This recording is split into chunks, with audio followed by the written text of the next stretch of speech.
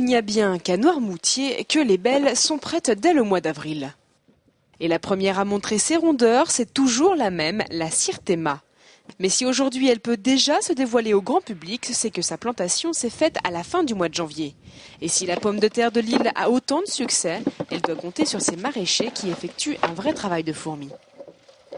C'est même un vrai travail de maraîcher, puisque chaque exploitant a à peu près 10 à 12 hectares chacun, et que 25% de la récolte est récoltée à la main.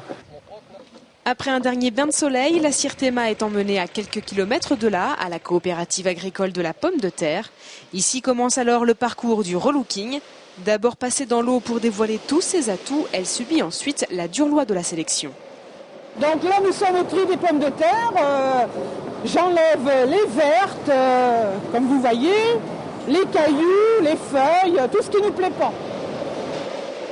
Le défilé continue donc sur les tapis du calibrage et cette deuxième sélection est tout aussi rapide que la première. Une rapidité qui permet de ne garder que les meilleurs. La pomme de terre que vous avez filmée ce matin, elle est chez les grossistes demain, elle est dans les magasins après-demain. C'est extrêmement rapide. Vous savez qu'un produit primeur, ça se conserve peu.